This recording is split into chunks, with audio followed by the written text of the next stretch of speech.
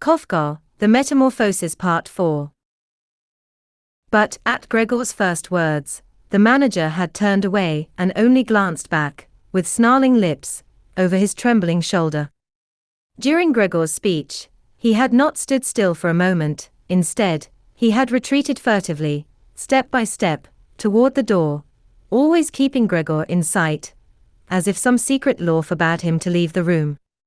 He had already reached the hall, and as he took the very last step out of the living room, one would have thought the floor was burning his shoes, so sharply did he spring. Then he stretched his hand toward the balustrade, as if some unearthly deliverance awaited him at the foot of the stairs. Gregor realized that, if he were to keep his job, on no account must the manager be allowed to leave in this condition. Unfortunately, his parents did not realize the position very clearly. They had for so long held the idea that Gregor was settled in the firm for life, and were so taken up with their present troubles, that they had little thought for such a contingency. But Gregor had more foresight. The manager must be stopped, calmed, convinced, and finally won over. The future of Gregor and of his family depended on it. If only his sister were there. She had understood. She had actually begun to weep while Gregor still lay quietly on his back. And the manager, who liked women, would have listened to her. He would have let himself be guided by her. She would have closed the door and would have proved to him, in the hall, how unreasonable his terror was. But she was not there. Gregor himself must manage this affair. And without even considering whether he would ever be able to return to work, nor whether his speech had been understood, he let go of the doorpost to glide through the opening and overtake the manager, who was clutching the balustrade with both hands in a ridiculous manner, vainly sought for a foothold, and uttering a cry, he fell, with his frail little legs crumpled beneath him. Suddenly, for the first time that whole morning, he experienced a feeling of physical well-being. His feet were on firm ground. He noticed with joy that his legs obeyed him wonderfully, and were even eager to carry him wherever he might wish. But while, under the nervous influence of his need for haste, he hesitated on the spot, not far from his mother, he saw her suddenly jump, fainting though she seemed to be, and throw her arms about with outspread fingers, crying, "Help, for God's sake, help." She turned her head, the better to see Gregor. Then, in flagrant contradiction, she began to retreat madly, having forgotten that behind her stood the table, still laden with breakfast things. She staggered against it and sat down suddenly, like one distraught, regardless of the fact that, at her elbow, the overturned coffeepot was making a pool of coffee on the carpet. "Mother, mother," whispered Gregor, looking up at her. The manager had quite gone out of his mind. Seeing the coffee spilling, Gregor could not prevent himself from snapping his jaws several times in the air, as if he were eating. Thereupon his mother again began to shriek, and quickly jumped up from the table and fell into the arms of the father, who had rushed up behind her. But Gregor had no time to bother about them. The manager was already on the stairs, with his chin on the balustrade. He was looking back for the last time. Gregor summoned all his courage to try to bring him back. The manager must have suspected something of the sort, for he leaped several steps at a single bound and disappeared with a cry of "Huh," which resounded in the hollow of the stairwell. This flight had the unfortunate effect of causing Gregor's father, who till now had remained master of himself, to lose his head completely. Instead of running after the manager, or at least not interfering with Gregor in his pursuit, he seized in his right hand the manager's walking stick, which had been left behind on a chair with his overcoat and hat, took up in his left a newspaper from the table, and began stamping his feet, and brandishing the newspaper, and the cane to drive Gregor back into his room. Gregor's prayers were unavailing, were not even understood. He had turned to his father a supplicating head, but, meek though he showed himself, his father merely stamped all the louder. In the dining room, despite the cold, the mother had opened the window wide and was leaning out as far as possible, pressing her face in her hands. A great rush of air swept the space between the room and the stairway, the curtains billowed, the papers rustled, and a few sheets flew over the carpet. But the father pursued Gregor pitilessly, whistling and whooping like a savage, and Gregor, who was not used to walking backward, progressed but slowly. Had he been able to turn around, he could have reached his room quickly, but he feared to make his father impatient by the slowness of his turning, and feared also that at any moment he might receive a mortal blow on his head or on his back from this menacing stick.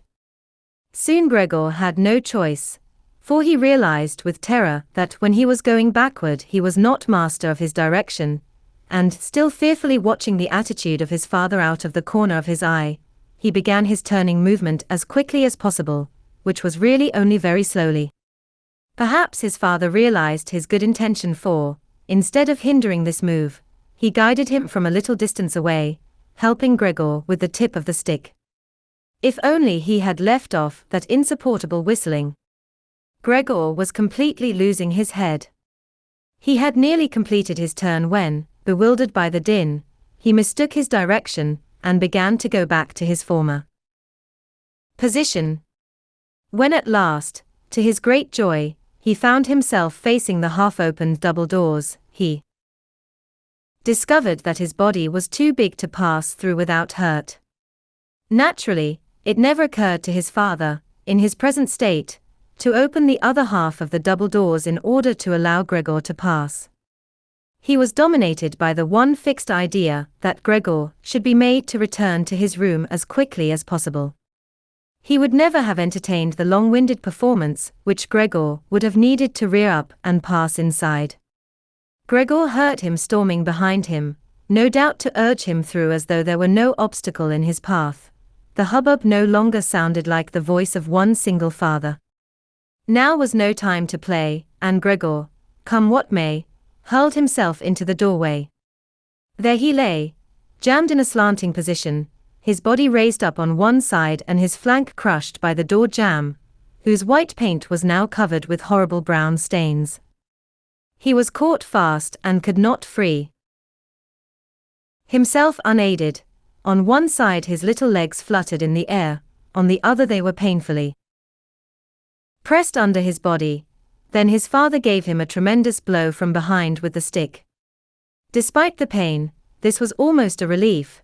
He was lifted bodily into the middle of the room and fell, bleeding thickly. The door was slammed by a thrust of the stick, and then, at last, all was still. It was already dusk when Gregor awoke from his heavy, death-like sleep. Even had he not been disturbed, he would doubtless soon have awakened, for he felt he had had his fill of rest and sleep. However, he seemed to have been awakened by the cautious, furtive noise of a key turning in the lock of the hall door. The reflection of the electric tramway lay dimly here and there about the ceiling and on the upper parts of the furniture, but below, where Gregor was, it was dark. Slowly he dragged himself toward the door to ascertain what had happened and fumbled around clumsily with his feelers, whose use he was at last learning to appreciate. His left side seemed to him to be one long, irritating scar, and he limped about on his double set of legs. One of his legs had been seriously injured during the morning's events. It was a miracle that only one should be hurt, and it dragged lifelessly behind.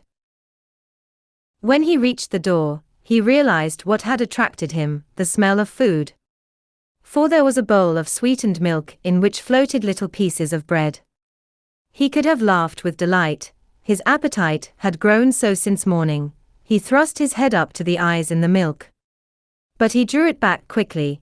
His painful left side gave him some difficulty, for he could only eat by convulsing his whole body and snorting. Also, he could not bear the smell of milk, which once had been his favorite drink, and which his sister had no doubt prepared for this special reason.